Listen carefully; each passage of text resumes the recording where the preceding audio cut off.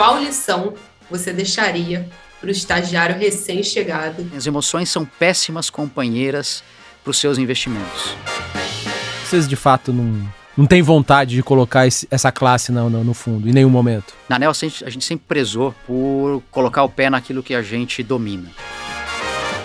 Então, não existe gestor infalível. O que a gente faz, ele tem uma crueldade muito grande, que é o resultado estar exposto ali o tempo inteiro através de uma cota. Todo dia. Né? Todo dia.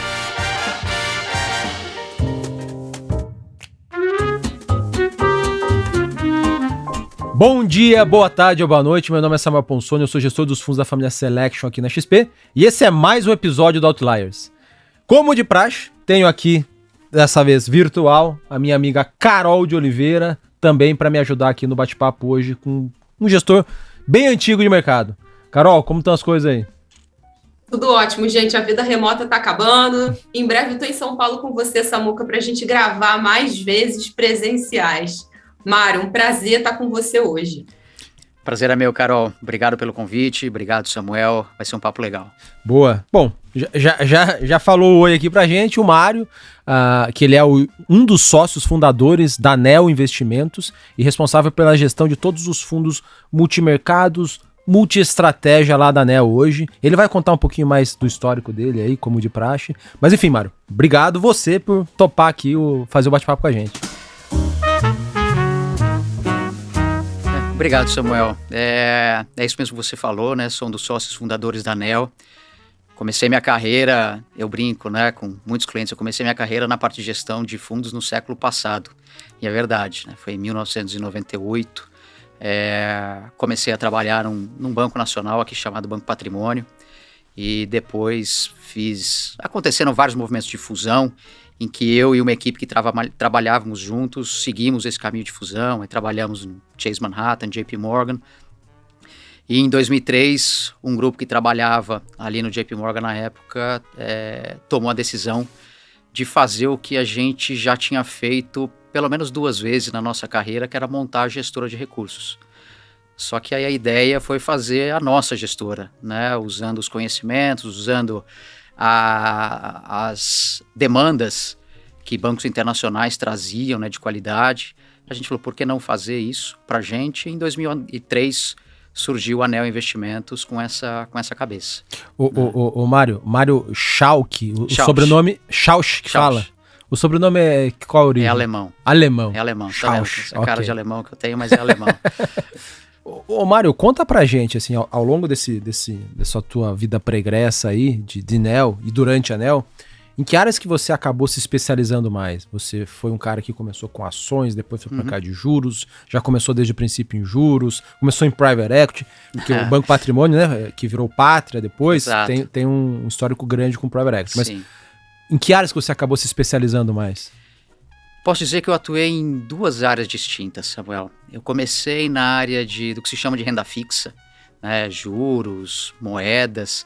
Quem for mais antigo vai lembrar, né, choque de juros no Brasil de 20 pontos, o juro ia de 20 para 40, né. Eu comecei nessa área. 2 anos depois, eu migrei para uma área que se chamava de derivativos, né. Existia muito pouco no Brasil.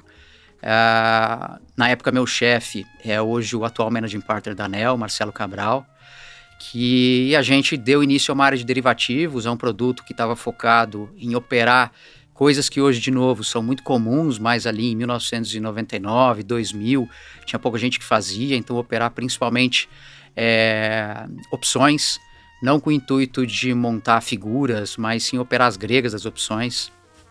Delta, Vega, Gama, então a gente fez bastante coisa. Literalmente grego para o pessoal aqui, mas são termos técnicos do mundo das opções, né? Exato, então é diferente de operar só uma call, uma put, né? Você opera outros parâmetros que ajudam a precificar as opções, mas era uma área nova, né? Isso pelo banco? Pelo banco JP Morgan. Perfeito. Né? Começou no Chase, Manhattan, depois no JP Morgan, isso foi até 2003. E em 2003, quando nós decidimos abrir a ANEEL, dentro da área de gestão, né, nós já pensamos, bem, precisamos de alguém para renda fixa, alguém para derivativos e alguém para ações.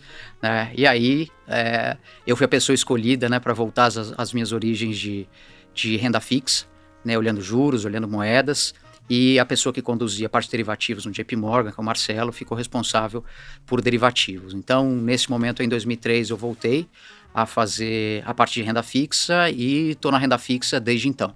Me especializei nisso e tenho aí só de NEL, são quase 19 anos nesse mercado. Só um detalhe, né, para os nossos ouvintes aqui e para quem está nos assistindo. Quando você fala renda fixa, é mais juros e moedas, né? Juros Não e é moedas, renda fixa né? a crédito. Não, exatamente. É juros e moedas, juros soberano, né? Brasil e lá fora, e moedas. Perfeito. Essa é o que eu estou chamando aqui de renda fixa. Boa, boa.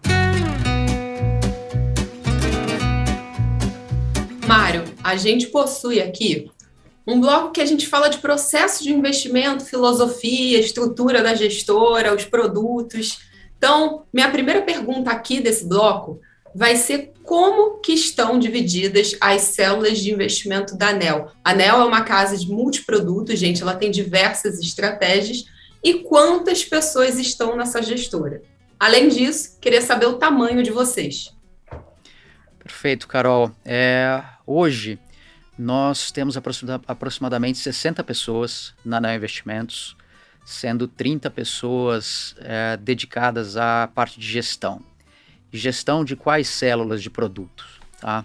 Nós temos uma célula de multimercado com aproximadamente 2,5 bilhões sob gestão. Nós temos 2 células de ações com 2 produtos long only, que somados são mandatos diferentes, tá? Mas que somados têm aproximadamente 1,5 bilhão de reais.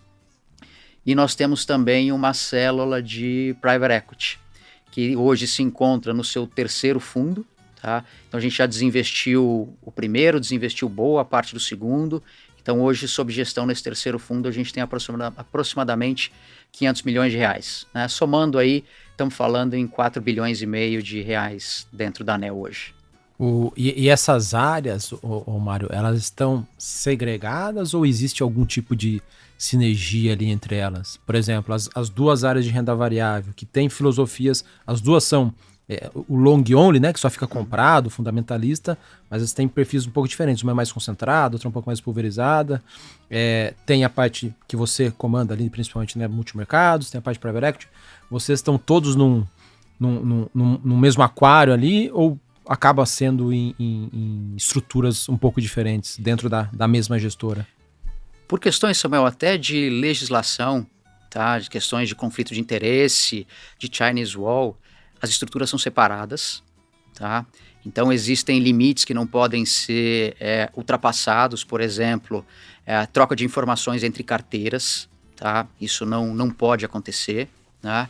Mas o que acontece, e existe espaço para isso, e existe uma área de compliance da ANEL que olha e regula isso, é troca de informações no sentido de maximizar principalmente a parte de pesquisa, né? Então, hoje, se a gente for contar o que existe de estrutura de ações em multimercado e nos 2 produtos de ações, a gente está falando em aproximadamente 30 pessoas. Desculpa, aproximadamente 20 pessoas, tá, dentro da área de ações. Então, tem muita informação que pode ser trocada em relação ao que está acontecendo com a empresa, a foco que determinada equipe pode dar mais a fundo numa determinada empresa. Então, existem fóruns específicos para que isso aconteça. Acho que esse é um tipo de troca de informação que acontece lá dentro, né? De novo, respeitando muito limites que existem no sentido de não haver troca de informações que não são permitidas pela legislação, tá? Como, por exemplo, aqui eu citei, conhecer a carteira ou entender que uma carteira vai fazer compra de um determinado papel, tentar se aproveitar disso. Isso daí não existe, né? Porque tem essa troca de informação. E uma outra coisa que é muito legal dentro da ANEL, e acho que hoje a gente vive o nosso ápice nisso, e acho que se comenta pouco em relação a gestoras independentes, é você ter uma estrutura que está olhando pela empresa como um todo, tá? Olhando para a empresa e olhando para coisas que acho que o mercado financeiro, ele reconhecidamente é ruim em fazer. Como, por exemplo, cuidar de pessoas, desenvolver pessoas, tá? Então, hoje, dentro da ANEL, além dessa sinergia em relação à parte de pesquisa, a gente tomou uma decisão, a sociedade tomou uma decisão de que nós temos uma estrutura voltada para a gestão da empresa. seja para planejar futuro, para executar o presente, que é alguma coisa que para o gestor do produto ajuda muito, não só no dia a dia, mas em criar bolsões de qualidade que, via de regra, o gestor de investimentos não tem. Uhum. E você poderia falar um pouquinho mais como que tá, com mais detalhes, como tá a área de multimercado especificamente? Perfeito. E até, junto com essa pergunta aqui, existe a figura de um diretor de investimentos geral que supervisiona todas essas diferentes áreas? Ou cada área tem um diretor de investimentos, um CIO segregado ali? É o segundo caso que nós temos, cada área tem o seu CIO próprio, tem a pessoa ou equipe, né, que é responsável pelo que acontece dentro daquela área específica, né? Não temos a figura de alguém olhando para tudo como um todo, né? É porque para a gente, na nossa cabeça, é muito difícil ter alguém com um skill de verdade para fazer isso tudo, né? Dado que a gente está falando de cobrir desde um private equity até um fundo multimercado, né? Então, foi uma decisão que a ANEEL sempre tomou ao longo da sua história de ter realmente especialistas, pessoas com propriedade para estar conduzindo as linhas de negócio. E hoje, dentro de multimercado, Samuel, para simplificar, posso dizer que a gente tem duas grandes células. Uma célula do que eu já chamei aqui de renda fixa, né, para olhar juros e para olhar moedas, onde nós temos 7 pessoas, 3 pessoas voltadas exclusivamente para a parte de análise de cenário e 4 pessoas voltadas para o dia a dia de mercado, para tomada de posição, para montagem de portfólio. E nós temos uma segunda célula de ações, com 9 pessoas atualmente, que é responsável por tudo que acontece em ações dentro de multimercado. Então é uma equipe totalmente voltada para os nossos fundos multimercado, não tem mandato e não tem responsabilidade nenhuma sobre os demais produtos de ações da ANEEL. O Augusto Lange é o responsável pela área de ações dentro dos multimercados, é isso? Perfeito. O Augusto hoje é o nosso sócio responsável por ações em multimercado. Perfeito, perfeito. E como que vocês trabalham ali nessa parte de multimercados? Tem os produtos mais multi-estratégia, né, que tem várias estratégias, como o nome fala, o nome é meio óbvio, e tem os produtos só focados em ações, né, os long and short que o Augusto toca. Perfeito. Como que é esta área, sim, tem sinergia, vocês estão integrados ali, né? Sim. Explica pra gente como que tá. Como é que funciona, Samuel? Nós temos o nosso carro-chefe dentro da área de multimercado, é uma estratégia, né, vou ser um pouco repetitivo, é uma estratégia chamada multi-estratégia, né? Ela dá origem a um outro produto, que se chama ANEEL Provectus, que é exatamente a mesma estratégia de um fundo chamado Neo Estratégia 30, simplesmente alavancado uma vez e meia. Tá? Dentro desses produtos, nós trabalhamos com estratégias independentes. Então, o número já variou entre 5, 4, 3, né? Nossa filosofia de investimento é ter as estratégias operando de maneira independente, com total autonomia para tomar a decisão. O que nós fazemos, o primeiro passo, é decidir qual que é o tamanho de cada estratégia dentro do fundo. Para isso, a gente faz uma análise do que nós chamamos de eficiência da estratégia. Tá? Eficiência, a gente vai olhar para trás e vai olhar para frente em relação à estratégia.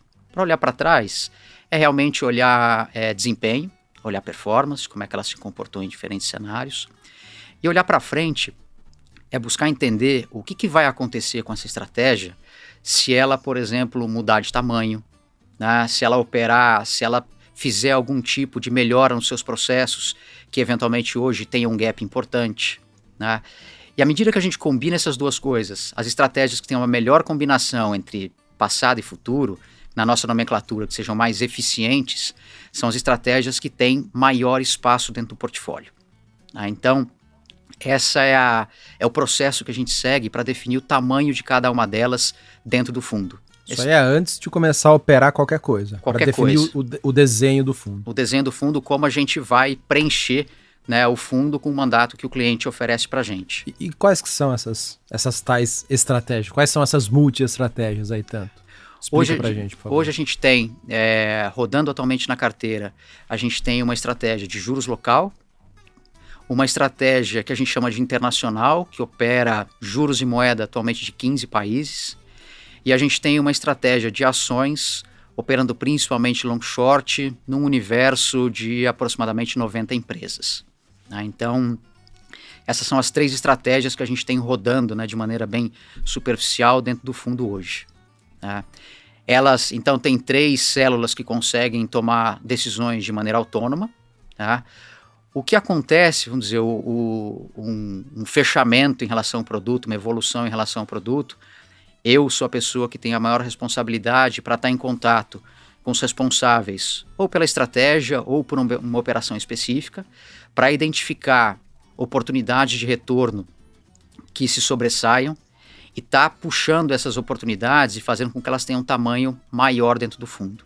Tá? Então, faz parte da minha rotina estar em contato, primeiro ter o portfólio, né, muito bem conhecido, as expectativas de retorno, de perda, os riscos, e estar tratando com os responsáveis pelas operações, se eventualmente não existe oportunidade para a gente, por exemplo, estar pensando alguma operação e fazendo ela ser maior no fundo do que aquele tamanho que foi estabelecido pelo nosso processo inicial determinaria. A base do Neo Multistratégia é uma base mais macro? Vocês têm o cenário macroeconômico como primeiro ponto de partida para depois descer para o nível do portfólio, tomar as decisões e montar as posições? Ou a tomada de decisão ela é mais micro? Você olha o mercado específico ali, meio que independente do que está acontecendo no cenário? A decisão, essa é uma pergunta que ela tem algumas nuances, mas eu começaria a resposta dizendo que é uma abordagem micro, tá? Então, a gente vai olhar no específico de cada mercado, com ações, vai olhar ação específica, vai olhar empresa específica. No caso da parte internacional, que a gente tem 15 países que a gente cobre, vamos olhar o país específico, né, para depois entender quais são os fatores que são comuns a todos os ativos, tá? E esses fatores que são comuns é o que a gente chama do macro, né? É importante, sem dúvida nenhuma, né? É fundamental acompanhar o macro, mas a fonte de retorno realmente vai vir da análise micro de cada um desses mercados. Mário, uma coisa interessante que você começou falando no podcast, né? A Neo ela foi fundada em 2003, mas desde 96 o time trabalha junto. Teve alguma mudança no mandato do Multistratégia nesse meio tempo? O que vocês fizeram de diferente? Eu acredito que vocês devam ser um dos multimercados mais longevos, inclusive, da indústria. Carol, certamente teve mudança. Tá?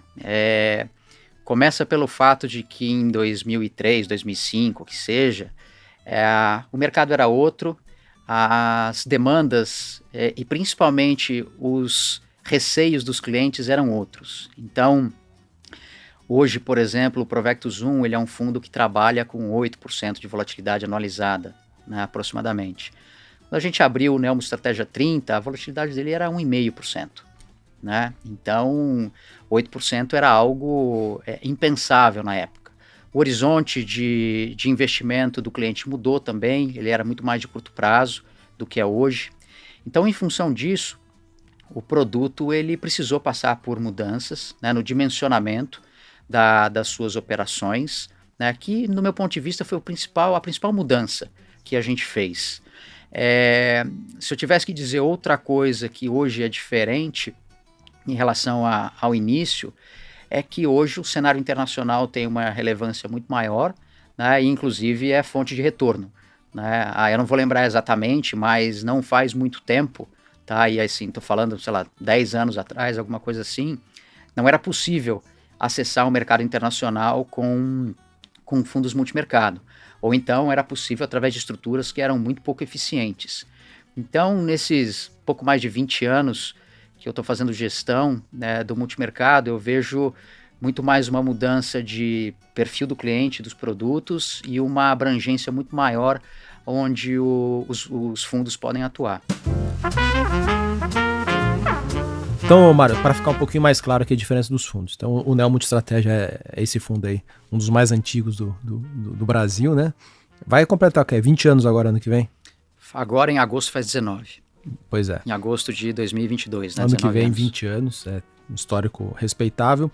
E aí depois vocês lançaram uma versão um pouco mais arrojada dele, né? Ele mesmo que começou com uma vol de 1,5, hoje 1,5% ao ano. O que é uma vol esperada dele ao longo do tempo? Hoje, esse produto que era 1,5% tem uma vol de 5% aproximadamente. Em torno de 5%. E aí, por demanda de investidores, vocês acabaram lançando uma estratégia um pouco mais apimentada, que é o Neo Provectus. O que é a vol esperada do Provectus? Provectus hoje tem uma vol em torno de 8%. Anualizada. E qual que é a relação de risco entre os dois produtos, entre o Multistratégia e o Provectus? Você falou, é 1,5%. 1,5%. São produtos idênticos, sendo que o Neo Provectus é uma vez e meia alavancada. Tá. E em termos de expectativa de retorno, como que isso se traduz? Quanto que, eu sei que não existe promessa, né? Mas quanto que você busca entregar no longo prazo, no Multistratégia e no Provectus? O número é fácil, né? A própria vol é a expectativa de retorno acima do CDI. Então, no caso do Neo Multi 30, CDI mais 5% anualizado, e no caso do Neo Provectus, CDI mais 8% anualizado. O Neo Provectus começou em 2017, é isso? 2017. Perfeito. Tem uma outra parcela ali que o Augusto Lange toca, né? Que são os fundos long and short. Como que é essa interação? O Augusto, ele além de ser um dos tomadores de risco dentro do Multistratégia e do Provectus, ele tem também outros fundos apartados, correto? Sim. Que é o que?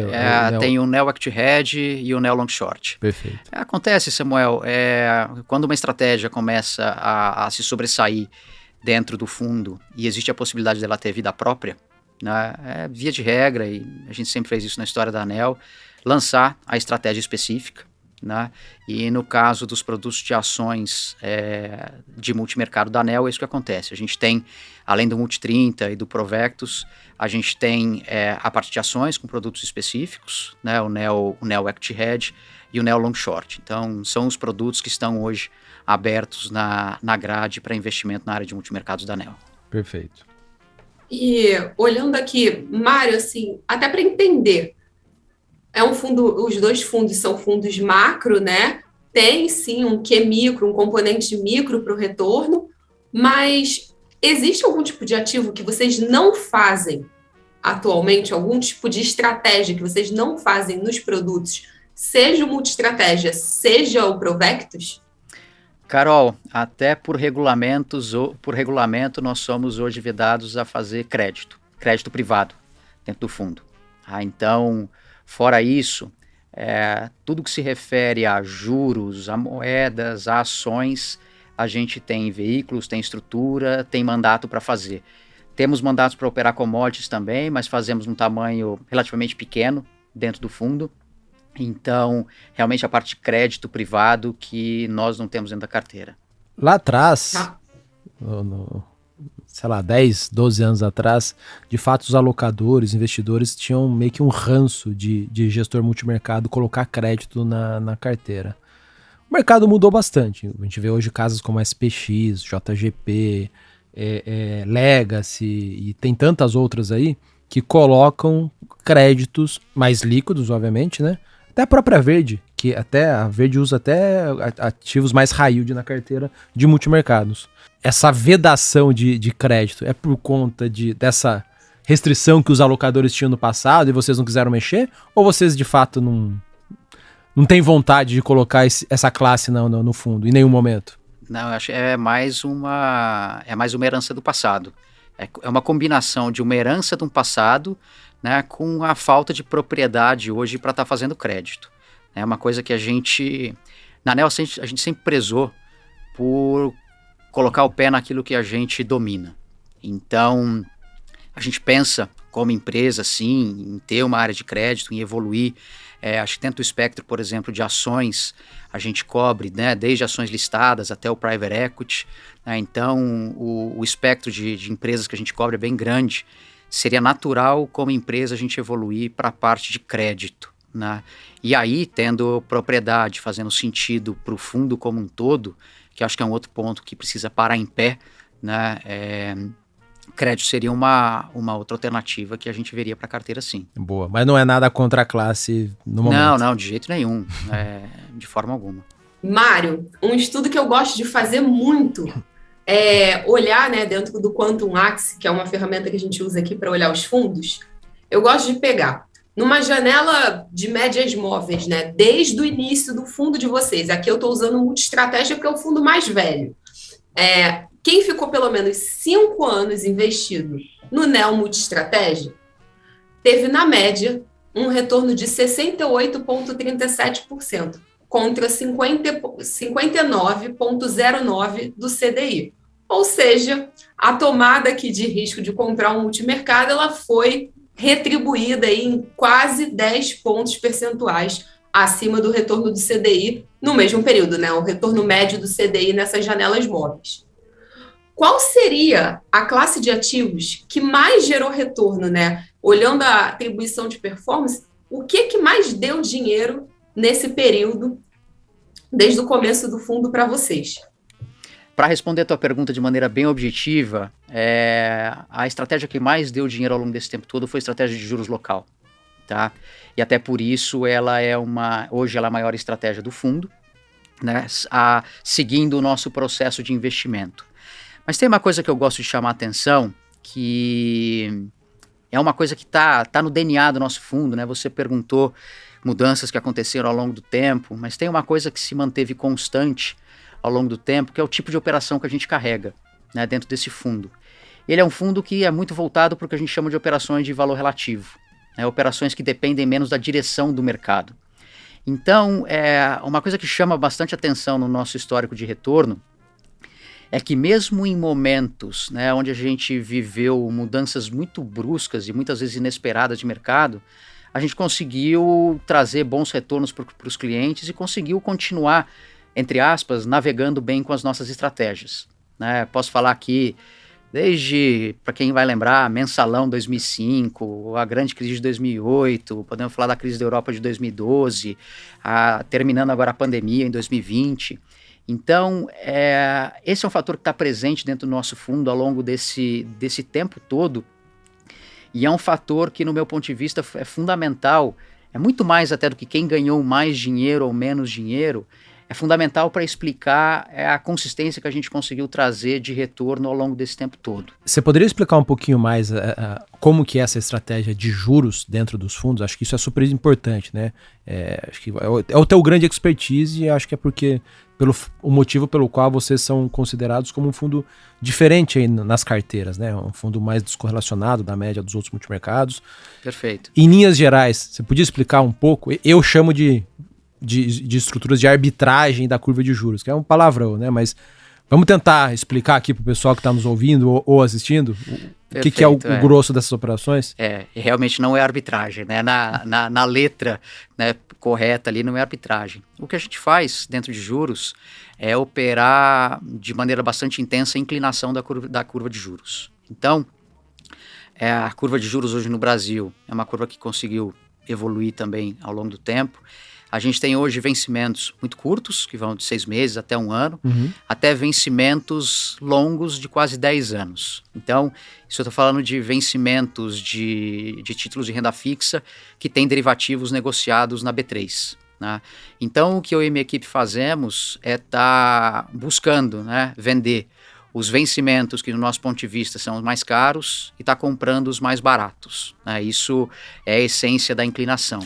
Quando você fala de vencimentos caros ou baratos, você está olhando as taxas implícitas nesses contratos futuros, correto? As taxas de juros. Perfeito, olhando as taxas de juros. E aí, se você acha que uma taxa lá no vencimento em 2027 está muito alta, e você, pelos estudos teus e do teu time, acham que essa taxa deveria ser mais baixa, você vai apostar, você vai montar uma operação para ganhar com a queda dessa taxa. Sim, com a queda dessa taxa, mas um fator que é muito importante é com a queda desta taxa do 2027, por exemplo, em relação a outros vencimentos. Então, em relação ao 2025, ao 2029, né, eu posso eventualmente, nesse exemplo que você construiu, ganhar dinheiro mesmo com todas as taxas subindo. Desde que no relativo os vencimentos obedeçam, né, aquilo que a gente espera que aconteça. Então, um exemplo aqui, né, de inclinação. Hoje, por exemplo, tem alguma operação de inclinação na carteira do fundo? Hoje eu tenho uma operação de inclinação. A maior operação que a gente tem hoje, por exemplo, é uma operação onde a gente está comprado nas taxas, né, de vencimento até 1 ano e meio, aproximadamente, e vendido em taxas entre 2 anos e meio e 3 anos. Isso significa que vocês acham que as taxas dos vencimentos mais curtos têm que subir mais do que o mercado está precificando e as taxas um pouco mais longas têm que cair. Isso seria a curva desinclinar, ela ficar menos inclinada, é isso? Perfeito. O diferencial de juros entre essas duas taxas, vocês estão apostando que ele tem que diminuir. Não importa se tudo subir, mas desde que eles subam diminuindo, ou eles caiam diminuindo, vocês ganham dinheiro. Desde que eles... Exatamente. O movimento relativo é o que importa. A direção dos juros, nesse exemplo específico, para a gente não tem impacto nenhum. Entendi. Por isso que você chama de operações de valor relativo. Não importa elas sozinhas, importa elas em conjunto. Perfeito. É como se fosse um fundo long and short, só que no mundo dos juros. Exato. Essa é a melhor definição que tem. Perfeito. Boa. Pessoal, então, esse é o... Acho que é o core do que tem ali no multi-estratégia no Provectus, né? Esses tipos de operações. Hoje a gente tem aproximadamente metade do retorno esperado do fundo vindo desse tipo de operação. Uhum. Então, acho que no passado já foi mais importante. Né? A gente vem crescendo em outras estratégias também, mas sem dúvida nenhuma, ser metade é bem relevante. É bem relevante. E quais são os prós e os contras de ter um fundo em que esse tipo de estratégia seja predominante? O que a gente enxerga de maneira muito clara como prós nessa estratégia, Samuel? Primeiro, uma baixa dependência em relação ao cenário macro. Tá? O cenário macro pode piorar muito, pode melhorar muito. Isso normalmente fica em segundo plano para as operações que a gente tem. Tá? De novo, o que é mais importante aqui é o movimento relativo entre ativos, muito mais do que a direção do ativo, se ele vai subir ou se ele vai cair. Tá? Como consequência disso, dessa predominância de operações de valor relativo, a gente também consegue ter uma consistência de retorno grande ao longo do tempo. Como, especialmente no Brasil, é difícil a gente ter períodos muito lineares de mercado e de cenário. Volta e meia a gente tem alguma mudança repentina, muitas vezes inesperada de cenário, e a gente consegue continuar navegando nesse tipo de cenário, trazendo com isso uma consistência de retorno grande ao longo do tempo. E uma outra característica um outro pró que nós enxergamos nesse tipo de estratégia é o fato dela ter uma baixa correlação com a grande maioria dos fundos da indústria de multimercado no Brasil. Que, de novo, foi uma indústria que evoluiu muito nos últimos anos, tem excelentes gestores, mas é uma indústria que é bastante concentrada ainda em gestores que têm as operações macro como sua principal fonte de retorno. Então, acho que todo mundo já ouviu falar, né, que investimento não se deve colocar todos os ovos numa cesta só. À medida que um alocador coloca, né, toda a sua alocação em multimercado, em fundos que têm fonte de retorno muito parecidas, essa carteira acaba ficando um pouco diversificada. Então, o nosso produto a gente enxerga como um produto muito bom, um produto essencial para quem tem uma carteira de multimercado, no sentido de conseguir ter mais robustez, ter mais equilíbrio dentro dessa carteira. Boa. E como contra, né, acho que aí é uma coisa que joga contra a empresa, contra a ANEEL, pelo fato de estar operando muito específico, muito risco micro, a nossa capacidade de crescer muito de tamanho ela é limitada. Né? Acho que em relação ao tamanho que nós temos hoje, a gente facilmente tem espaço para ser 2 vezes maior, sem problema nenhum. Juntando o Provectus e o Multi-Estratégia, dá quanto mais ou menos hoje? A gente tem, hoje, entre Provectus e Neo Multi-Estratégia, uns 2 bilhões de reais aproximadamente. Tá. Então a gente poderia ser o dobro desse tamanho sem problema nenhum. Então os 4 bi você acha que com as condições de mercado de hoje não seria problema? Com a equipe de hoje, né, com as 16 pessoas que nós temos hoje, não teria problema nenhum. Mas a gente vê, né, hoje não são alguns fundos na indústria do Brasil que a gente fala de dezenas de bilhões de reais sob gestão, né, pelo menos mais do que uma dezena. Claramente, com a estrutura que nós temos hoje, né, esse não seria o caso da estratégia que nós temos. Nós vamos trabalhar para isso. Mais um passo de cada vez. Gente, só para vocês terem um pouco mais de correlações, né? Elas vão de -1 a 1. Olhando perto de 1, quanto mais próximo de 1, mais positivamente correlacionado. Quanto mais próximo de -1, mais negativamente correlacionado. Uma correlação alta aqui na indústria é algo acima de 0,6, 0,7.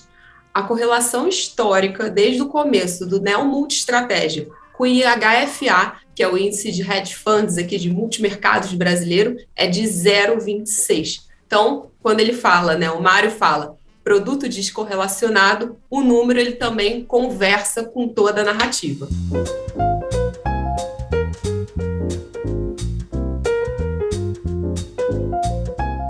Mário, passando aqui para um bloco especial que a gente colocou justamente para falar desse fundo adolescente que você gera há quase 20 anos. A gente está falando aqui de um bloco de longevidade da classe de ativos. Eu já mencionei esse estudo em alguns episódios do Outliers, mas eu vou voltar a ele. Alguns meses atrás aqui, o time de análise, ele fez um estudo sobre a longevidade de fundos multimercados, onde a gente viu que a mortalidade da indústria é algo próximo de 46% de fundos que foram criados ou incorporados desde que a gente começou a monitorar essa base, né? Lá nos primórdios de 2007. 2007, 2006, algo próximo assim. E a vida média de um fundo multimercado na indústria brasileira é de 4,3 anos. Olhando vocês, né, em contraponto, a gente tem um fundo que segue vivo desde o ano de 2003. Ao que você atribui, né, esse deslocamento da média dos mercados dos fundos multimercados? Eu acho que tem dois fatores que ajudam a explicar isso. O primeiro deles mais ligado ao fundo, mais ligado à equipe, né? Que, muito simples, é conseguir entregar retorno, entregar aquilo que o cliente espera quando ele contrata o fundo, né? Se isso não acontecer de uma maneira consistente ao longo do tempo, eu não vejo como um produto conseguir sobreviver, né? Acho que esse é o primeiro fator. Então a gente conseguiu, ao longo desse tempo todo, com altos e baixos, mas de uma maneira que o cliente consegue reconhecer, né, entregar os retornos, entregar aquilo que o produto se propõe a entregar para o cliente. Acho que esse é um fator. E o segundo fator, Carol, tem muito a ver com uma coisa que eu vou chamar de fator empresa, tá? Desde o D0, né, da Anel Investimentos, nós pensamos a Anel, quando eu digo nós, os sócios, as pessoas que conduzem a empresa, nós pensamos a Anel como uma empresa, não como um produto, tá? Então, não existe gestor infalível, né? E quando o gestor erra, e ele vai errar, se existe a estrutura de uma empresa que, por exemplo, consegue estar próxima do cliente, consegue entender o cliente, consegue até explicar para ele o que está acontecendo, né? Consegue ter uma estrutura de empresa que se preocupa em planejar o futuro, né, da linha de produto, da equipe, e não está olhando simplesmente ali a cota do dia, a cota do mês. Eu acho que a junção desses dois fatores é que fazem com que a gente consiga ter longevidade tanto no Neo Multistratégia, que foi o primeiro produto da Neo Investimentos, como na grande maioria dos produtos da própria Anel, tá? Acho que esse é um fator que, dentro da indústria de multimercado, talvez comece a ser um pouco mais valorizado agora. Eu vejo algumas assets se estruturando um pouco mais nesse sentido, mas é algo que está no DNA da Anel desde o D0. Então, posso dizer que eu reconheço que isso certamente ajudou na nossa longevidade. Olhando para frente, né? Eu acho que bola de cristal ninguém tem, mas eu queria ouvir você, gestor, você empresário também, enquanto sócio da Anel. O que você acha que são os maiores desafios da indústria de multimercado daqui para frente? Carol, primeiro ponto, né? Reconheço que eu tenho um viés, tá? Mas tentando deixar o meu viés de lado, eu gosto da classe, tá? De multimercados. É uma classe que, em alguns momentos, é criticada por eu depender muito de determinado tipo de operação, né? Às vezes a crítica faz sentido, mas é uma classe que, no meu ponto de vista, tem evoluído bastante, né? E é uma classe que consegue, com consistência, superar o benchmark dela, que é o CDI. Tá? Então eu gosto da classe. Esse é o primeiro ponto. Então eu acho que é uma classe que tem espaço para continuar evoluindo num mercado brasileiro, que é um mercado ainda muito órfão, né? Hoje não está momentaneamente, mas é um mercado que é órfão de um CDI alto, né? O CDI voltou a subir, mas o Brasil dando certo, como acho que tem tudo para dar, a gente vai voltar a ter um CDI mais razoável. Então é uma classe que faz muito sentido na carteira do cliente. Olhando para frente, eu vejo como grande desafio da classe continuar a remunerar esse fluxo de dinheiro que ao longo do tempo para mim vai ser cada vez maior. Então hoje a gente fala, como eu citei aqui, algumas assets gerindo gerindo um pouco mais de dezena de bilhões de reais, né, algo que não existia há 5 ou 10 anos, talvez um exemplo ou outro, hoje está ficando mais constante. À medida que o mercado financeiro vem evoluindo, como vocês aqui da XP têm papel fundamental nisso, a demanda por fundos multimercado, por fundos que não estejam necessariamente atrelados, né, ao CDI mais um pouquinho, vão crescer. Então, para mim, o grande desafio é conseguir continuar buscando fontes alternativas de retorno para remunerar essa massa de dinheiro que para mim vai ser cada vez maior. E nesse sentido, Mário, pensando aqui em transformação da indústria, vocês pensam em incorporar novas estratégias para o fundo, né? A gente falou de crédito mais cedo. Como é que vocês enxergam, né, o mandato do fundo daqui para frente? Carol, hoje, quando eu tenho que descrever o mandato, né, eu descrevo como um fundo predominantemente de operações de valor relativo. Nesse predominantemente, a gente fala aí de alguma coisa de 3/4 do retorno vindo de operações de valor relativo, né?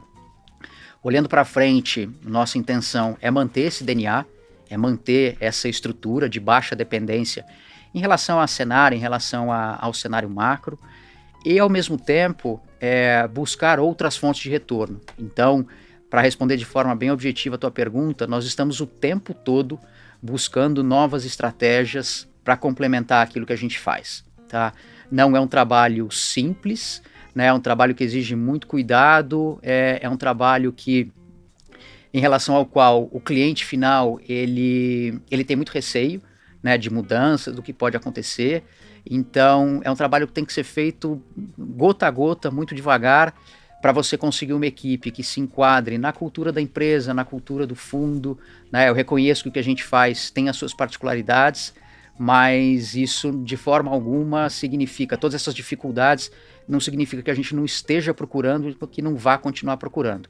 A ideia é ou procurar fora, né? A gente faz isso, eventualmente talentos, equipes.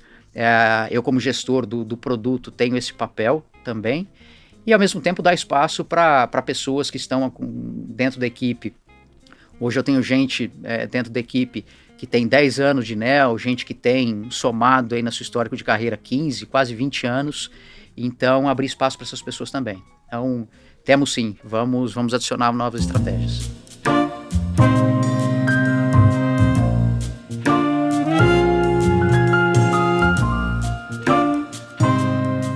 Mário, queria passar para um próximo bloco aqui para a gente falar um pouquinho de quebrar aqui em 3 subdivisões.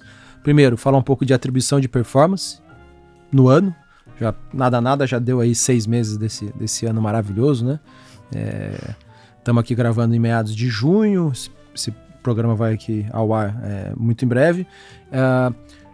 Depois a gente fala um pouco de cenário e de posições atuais. Mas antes de falar de cenário e posições atuais, como que o fundo navegou ao longo desse ano aqui? A gente vê que os multimercados, na média, eles estão acima do CDI em 12, 24 meses no ano, mas tem muitos multimercados que estão maus, principalmente os de valor relativo, mas os mais focados em bolsa, né? Os long and short, eles estão tendo mais dificuldades de bater o CDI. Mas o Neo Multistratégia, o Provex, eles estão bem aí. Como que foi o ano até aqui? Onde que vocês ganharam dinheiro tanto? Hoje, a gente está falando aqui no início de junho, a gente tem no Provectus aproximadamente CDI mais 5 no ano, Samuel. E aí, como gestor, eu fico satisfeito em falar, né, em descrever o que eu vou falar. A gente conseguiu esse retorno de maneira bem equilibrada, tá? Onde aproximadamente 50% do retorno veio de operações de juros local, tá? Mas operações bastante espalhadas dentro da curva como um todo. Eu não me recordo de um trecho de curva que a gente tenha perdido dinheiro. Então, trechos comprados. Quando você fala que trecho de curva é assim, você operou ali vencimentos de até 2 anos, entre 2 e 5 anos, 2 e acima 5, de 5 anos. 7, 7 e 9, né? Todas as quebras da curva. Sempre pensando, quando você fala curva, é a curva de juros pré-fixados, correto? Curva de juros pré-fixada no Brasil, perfeito. Okay. Eu não me lembro de nenhum trecho onde a gente tenha perdido dinheiro, então isso é importante, né? Então a gente tem aproximadamente 50% do retorno do fundo vindo de operações de inclinação de curva aqui no Brasil, 0 de retorno vindo de direção de juros, tá? nenhuma visão específica em relação a isso. Quando você fala de direção ou de posições direcionais, seriam posições que você não teria uma ponta do outro lado. Que Exato. aí você dependeria, por exemplo, só apostando na queda do vencimento lá em janeiro Exato, 27. exatamente. Sem nada para contrabalancear, seria uma posição direcional. É isso aí. Vocês até tiveram posições assim, mas não deu dinheiro, é isso? Pouco, a gente teve muito pouco ao longo do ano. O resultado delas é desprezível. Ok. Tá? Ao longo do ano. Dentro de juros, a gente conseguiu, dentro desses 50% de juros, aproximadamente 25% vem de operações de inflação implícita, que a gente tem. A gente conseguiu navegar bem esse mercado. Explica pra gente, aqui a gente vai fazendo meio que conhecer a ANEEL e os fundos e meio que educacional. Explica com as tuas palavras o que é inflação implícita, por favor. Inflação implícita é quanto o mercado precifica que vai ser a inflação numa determinada janela de tempo. Tá? Então, vou construir aqui o exemplo, até com base no que a gente fez. O mercado, no momento do ano, precificou que a inflação de hoje, até de um ano, ela seria praticamente igual, e o número era em torno de 6,5%, tá? Igual à inflação de um ano até 2 anos. Tá? Então, a gente tinha esses dois trechos de inflação implícita, né, que o mercado operava, que o mercado precificava. Entre, sei lá, março e abril 22 achava que ia ser um número, e entre março e abril 22 até março e abril 23 achava que ia ser a mesma coisa. Entre março 22 até, para ser bem exato, até maio 23, o mercado achava que a inflação acumulada ia ser um determinado número. Que era 6,5, isso? Em torno de 6,5. Perfeito. E entre maio 23 e até agosto 24, o mercado precificava que o número seria aproximadamente igual. Tá. E a gente acreditava que a inflação do período mais curto, né, de março 22 até maio 23, seria bem maior do que a inflação do ano seguinte. Então a gente apostou nesse movimento, tá, e a gente conseguiu fazer mais ou menos aí um quarto do retorno de juros através dessas operações. Mas essa aposta de vocês, esse embasamento, aí sim veio de leitura de aspectos macro da economia. Sim, ela vem de aspectos macro, né? Ela com uma adição. Né? Grande parte do tempo, a gente esteve comprado em inflação em um período e vendido em inflação em um outro período. Tá? De tal maneira que um risco que poderia acontecer, né, a inflação sair completamente de controle, né, o Brasil perder sua âncora fiscal de uma vez por todas, acontecer algo completamente inesperado e o mercado começar a precificar a inflação num patamar muito diferente. Em vez de 6, precificar 10, 12, né, de maneira contínua. Para esse tipo de movimento a gente estaria protegido. Tá? Mas a gente tem mandato para estar operando, vamos dizer, trechos sem todo esse tipo de proteção. Perfeito. Tá? Então, está dentro do nosso mandato, eu falo aproximadamente um quarto do nosso retorno, pode vir de operações desse tipo. Não existe nenhuma restrição formal em relação a isso. E o resto dos ganhos, de onde vieram? Do resto dos ganhos, eu falei 50% de juros, 35% mais ou menos vieram de operações no que eu chamo de offshore, né, na parte internacional. A quebra disso, posso dizer que um quarto desse retorno vieram de operações compradas no real contra outras moedas. Você classifica lá internamente operar dólar real como se fosse esse mandato do internacional. Do internacional. Tá bom. Né? Dólar real, na verdade, as operações que a gente fez foram muito mais real contra países emergentes do que contra o dólar. Né? Mas qualquer moeda eu classifico dentro do internacional. Perfeito. Né? Um quarto veio disso aproximadamente, um quarto do retorno de operações de juros relativas comprada no juro da Europa e vendida no juro da Suíça, uma coisa bem específica que a gente tem. E metade desse resultado, aproximadamente, veio de operações compradas em juros dos Estados Unidos e no Reino Unido, vencimentos curtos e vencimentos longos. Há uma ginástica o tempo todo, mudando o vencimento, mudando aonde a gente estava comprado. Alguma coisa de Austrália também.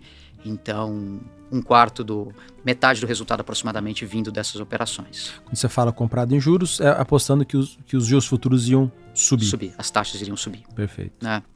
E faltam aí 15% do retorno que vem da parte de ações, né? Especialmente ali da parte de long short que a gente tem na carteira. Mário, então falando de atribuição, né? O que eu acho interessante é que você falou, poxa, a gente ganhou dinheiro comprado juros Brasil, comprado juros lá fora nessa parcela offshore. A gente vai falar de ações até um pouquinho depois. Mas eu queria entender, tem como você empacotar todo esse ganho numa leitura de cenário de vocês, seja passada, que trouxe a atribuição, né, um retorno acima do CDI nesse ano, seja a leitura futura, né? O que vocês estão vendo? Vamos lá, Carol. Só uma correção, se eu puder, né? A gente aqui na parte de juros local, 0 de posições compradas, tá? Em taxa. Na parte internacional, sim. O que a gente tinha de leitura na parte internacional, que assim, não é tão relevante para o nosso resultado, tá? Mas é algo que permeava todos os riscos que a gente enxergava e continua permeando. Tá? A gente hoje praticamente não tem mais posições compradas em juros, tá? A gente está falando em junho. Mas o que a gente enxerga é que a gente vive um momento agora em 2022, né, 21, 22, em que a gente tem um cenário muito diferente do que foi o cenário de inflação nos últimos 15 anos. Tá? Pelo menos 15 anos, vamos colocar aí a travar em 2008, 2007, né, quando a gente teve a grande crise, a crise do subprime nos Estados Unidos. Desde então, o mercado se acostumou a trabalhar com taxas de juros muito baixas, né? Com razão, porque os bancos centrais tentavam e não conseguiam gerar inflação, né?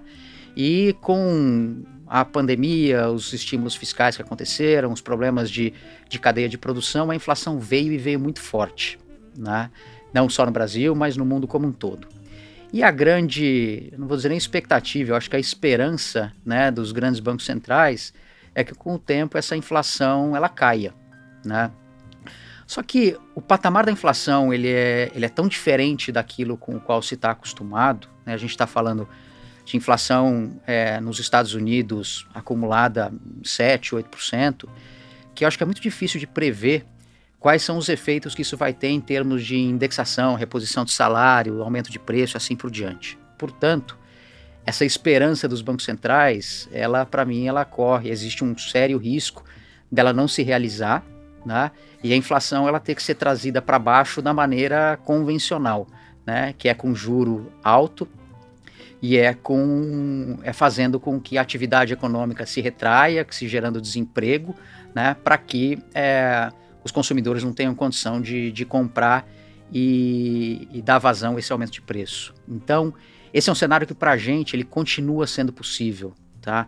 Por mais que Fed, ECB, né, o Banco Central americano, o Banco Central da Europa façam as suas contas ali dizendo que a inflação vai voltar para 2% daqui a 2 anos com juros ainda baixos, a gente não consegue comprar essa história do jeito que ela é descrita.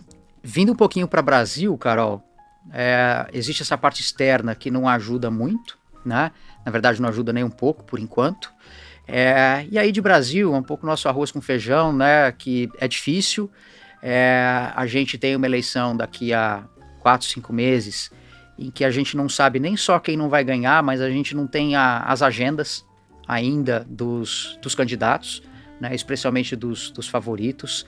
Então, por mais que a gente já tenha vivido, né, no caso de algum dos 2 favoritos ganhar, a gente já viveu o governo de ambas as partes. Então, a gente pode dizer que mais ou menos sabe como é.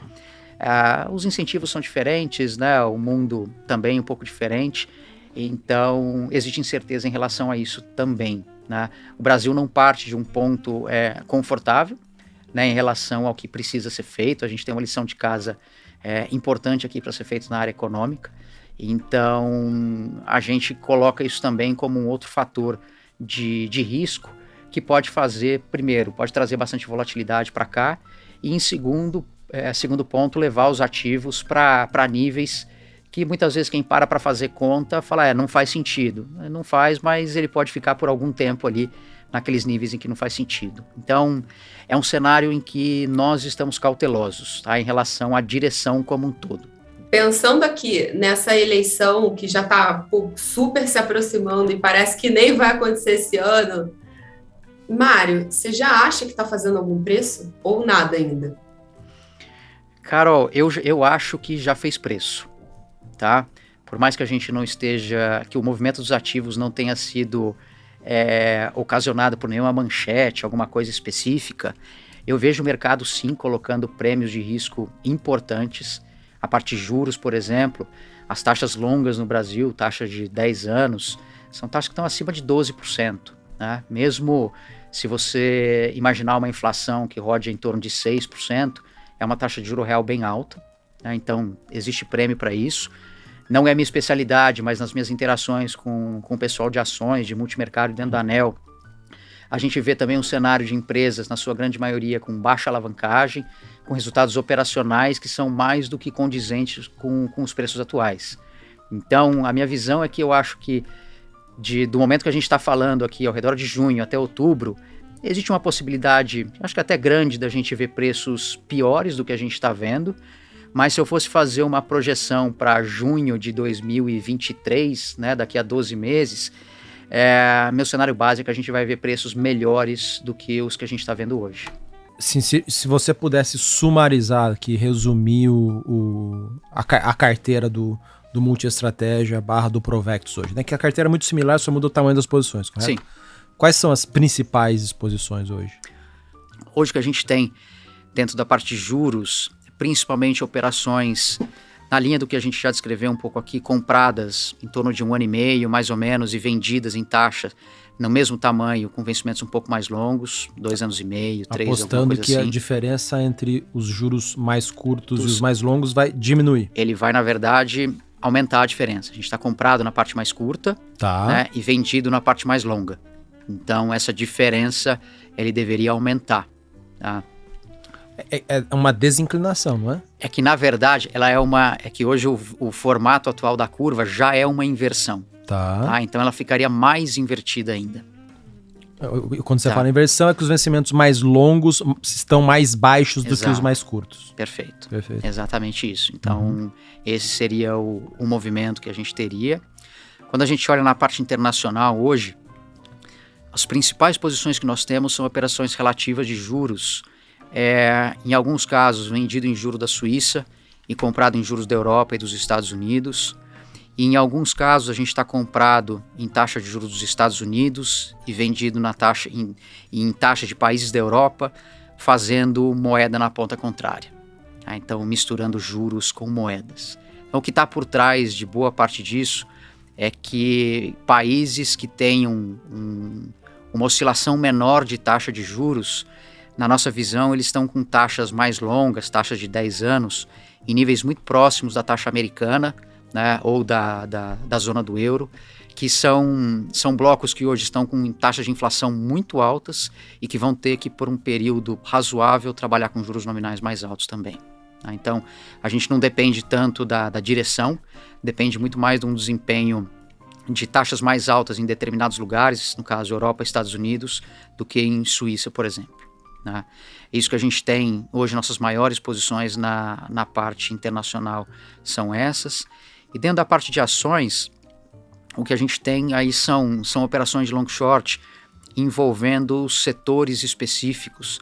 A gente tem, por exemplo, dentro do setor de construção, algumas operações onde a gente está comprado em Cyrela e vendido em algumas outras empresas. No setor financeiro, a gente comprado em seguradoras e vendido em alguns bancos. No setor de shoppings... Bancos grandes.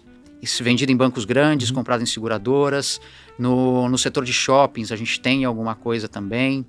E a gente tem buscado setores que a gente considera hoje mais baratos, especialmente o que a gente mais tem na carteira é o setor financeiro e o setor de shoppings, e buscado fazer venda em setores que a gente acha mais caros, hoje especialmente o setor de telecomunicações aqui dentro. Todas essas posições são long and short, né? Não tem posições compradas especificamente. Hoje especificamente, sim, são desprezíveis frente a essas outras que eu coloquei. Você costuma operar a NTNB seca, né? Que é o juro real? Não é uma operação comum dentro do fundo, tá? É uma operação que eu acompanho, que eu monitoro, é ou NTNB contra uma inflação implícita específica, ou mesmo uma NTNB contra uma taxa de juro que a gente chama de nominal, né? Uma taxa de juro que não está ligada à inflação, mesmo que sejam vencimentos diferentes, se alguma combinação desse tipo faz sentido para a carteira. E a última pergunta aqui é a parcela de índice Ibovespa. Comprado em Ibov, vendido em Ibov, você costuma ter também em alguma das estratégias ou não? Hoje, nós temos dentro da parte de ações, no Provectus 1, a gente tem um limite gerencial para estar até aproximadamente 13% comprado em ações, tá? E tudo que a gente faz é via papel. A exposição direcional é de 13%. E as operações long short, assim, a quase totalidade das operações são feitas papel a papel. Né? São só momentos muito específicos em que a gente faz determinados papéis contra o índice. Mas é mais uma operação. Perfeito. A estratégia em si é papel contra papel.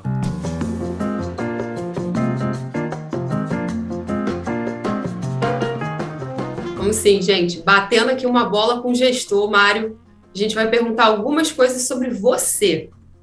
A primeira delas é algo que, vamos fazer uma coletânea um dia aqui do Outliers. Que livro você está lendo no momento? Tá gostando? Indica pra gente? Cara, o livro que eu tô lendo, ele é muito específico. Tá? Ele é um livro onde eu saio do meu papel de gestor e entro no meu papel de líder de equipe. Ele é um livro chamado As 4 Disciplinas da Execução.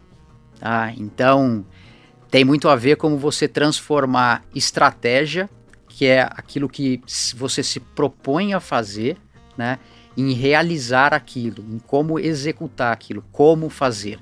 Então, para alguém que esteja vivenciando algum tipo de situação como essa, que assim, é extremamente comum em qualquer tipo de empresa, é um livro que eu recomendo, né? Mas se eu pudesse deixar aqui, usar meu tempo de mercado, e tem algumas coisas que estão acontecendo que acho que foi um livro que eu já li há muito tempo, mas é o que está acontecendo no mercado hoje quando a gente vê algumas ações, ações de empresas que a gente usa os produtos, conhece, caindo 70%, 80%, né? Ele é um livro, ele é da década de 2000, ele é chamado Devil Take the Hindmost. Ele é um livro um pouco sobre história, né? História de momentos em que o mercado exagerou nas suas precificações. E isso vem do século, vem de 1600 aproximadamente. Tá? A primeira história que ele fala é sobre os excessos que aconteceram com tulipas na Holanda. Né?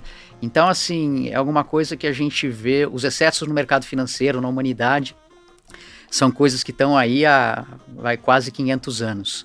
Então, é algo interessante para que nós, qualquer um aqui no mercado financeiro dificilmente consegue viver mais do que 50, 60 anos olhando isso. Né? Quando a gente olha em perspectiva, as coisas se repetem com bastante frequência. Né? E certamente, dentro do que a gente está vendo hoje, essas quedas que eu coloquei, algumas coisas foram exagero do mercado. Né? Tem outras que provavelmente devem voltar, devem recuperar, mas deve ser mais um episódio aí em que poderia ser colocado num livro de exagero de mercado. Ô Mário, você é um cara que tem bastante histórico de mercado aí, uma pergunta que a gente sempre faz aqui também, padrão zona, cara, lições de investimento. Acho que você teve várias lições aí ao longo da tua carreira. Fala uma que você gosta de passar para frente, que você gosta de citar. Na perspectiva de gestor, é um negócio muito simples que eu vou falar, mas, de novo, a execução, ela no dia a dia, ela é cruel. Processo. Tá? É processo para determinar aonde você é bom, o que você vai operar, qual o tamanho que você vai ter, dada a sua convicção numa determinada operação. Então, processualizar esse tipo de coisa. Né?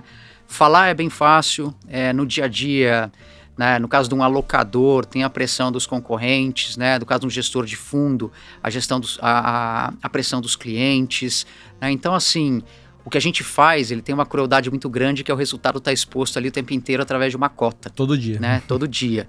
Então, muitas vezes, a confiança do gestor no seu processo ela é desafiada, até porque não existe processo que ganha o tempo todo. Perfeito. Né? Muitas vezes demora para amadurecer. Então, ao longo desse tempo todo, eu vejo que a implementação e execução de bons processos são fundamentais na gestão de uma carteira. E para o investidor, né, o que eu vou falar é para ele ter muito claro aquilo que ele pretende com os investimentos que ele está fazendo. De novo, parece ser muito óbvio, né? Mas a gente somos seres humanos. O ser humano normalmente acaba caindo naquilo que é mais de curto prazo. Eu não estava olhando aquele negócio, poxa, meu amigo olhou, meu cunhado olhou, né, e contou uma vantagem ali, eu estou fora disso, então eu vou querer alocar para esse negócio. A última tendência é tal coisa. Assim, tenha muito claro o que você pretende com seus investimentos, né? E aí buscar com isso, buscar uma boa assessoria, que hoje no Brasil acho que existe condição de se encontrar bons assessores que vão dizer o que você tem que fazer para conseguir alcançar esse objetivo, né? No mercado financeiro, existem várias profissões em que certamente ninguém jamais se atreve a entrar, né? Eu nunca me vi operando uma pessoa, né? Ou Fazendo uma costurando o seu próprio dedo que você cortou, exato, né? Exato, né? Ali olhando no YouTube, né? Como fazer. E a parte de investimento é a mesma coisa. Então, nesse tempo todo, né? Eu citei aqui um livro, né? Que traz mais de 400 anos de história. Os erros se repetem, né? E eu ouço há mais de 20 anos gente falando, poxa, o cliente, né, ele está tomando a decisão errada. E há 20 anos atrás as decisões eram muito parecidas, né? Então, cliente, investidor, tenha muito claro aquilo que você quer, monte seu plano, né, e se atenha àquele plano. Essa é a minha indicação. Boa. Nesses seus 19 anos de NEL e todos os seus anos pregressos a isso, você com certeza aprendeu uma lição de investimento que eu acho assim, entrou um estagiário na célula de multimercado. Qual lição você deixaria para o estagiário recém-chegado que você aprendeu ao longo da sua vida profissional? As emoções são péssimas companheiras para os seus investimentos. Então, se você está sentindo medo naquilo que você está fazendo, porque você está com medo de perder dinheiro, né, um dinheiro que eventualmente você não poderia perder, se você está entusiasmado demais com alguma coisa que você encontrou, né, siga seu processo de tal forma que você vai adequar o seu tamanho para que você consiga conviver com o seu medo e, ao mesmo tempo, que aquele seu entusiasmo seja dimensionado por um tamanho que esteja adequado àquilo que você quer fazer, e não que você vá simplesmente pelo entusiasmo. Então, assim, as emoções numa mesa de operações, num processo de construção de um portfólio, acho que elas são péssimas companheiras. Tá? E as pessoas mais jovens, né, acabam sendo levadas muito por isso, e vou dizer que não é exclusividade das pessoas mais jovens. Volta e meia, eu sou confrontado com isso e preciso recorrer ao passado, né, experiências passadas, para me apegar em como se tomar a decisão, o que fazer, para que as emoções fiquem de lado. Se você tivesse que fazer um checklist para ajudar aí um parente seu, algum amigo, a selecionar um bom fundo multimercado, o que constaria nesse seu checklist? Nesse checklist, acho que eu nunca falo nada de excepcional, é muito básico, mas eu vejo que o básico, muitas vezes, ele não é seguido. Eu acho que a primeira coisa é perguntar pro gestor qual que é o mandato dele e como é que ele faz para entregar esse mandato, né? Como é que ele faz para ganhar dinheiro, né? Ele vai explicar para você, eu faço assim, assim, assim, eu tenho uma equipe assim e tal. Eu sugeriria para a pessoa fazer uma análise, né, de quais são os diferenciais e que tipo de vantagem competitiva que ela enxerga naquele mandato, naquela maneira como o gestor opera, né? O que ele precisa para entregar um mandato, ele tem como vantagem competitiva, ele tem como diferencial, né? Tá consistente o que ele está colocando? Se a resposta for sim, né, aparentemente for sim, a próxima coisa que eu faria seria olhar para trás, tá, para entender em eventos passados, né, se realmente aquilo que o gestor colocou como as ações que ele tomaria, se realmente foram as ações tomadas ao longo do tempo na realidade. Né? Na teoria uma coisa, precisa entender se na prática é a mesma coisa. E por fim, o que eu colocaria para o cliente é perguntar, se tudo der errado, né, quanto eu vou perder? O que acontece? Quais que são as métricas? Você usa risco, seus stop? O que você... com menos importância sobre o que você usa e muito mais para alinhar, se der errado, quanto eu vou perder? Eu iria nessa linha para um questionamento, para um gestor. Boa. Pergunta aqui capciosa. Se a política de investimentos da ANEEL permitisse, qual gestor você investiria seus recursos? Que não seja ANEEL, hein, Mário? Não, aí o meu viés não conseguiria disfarçar meu viés.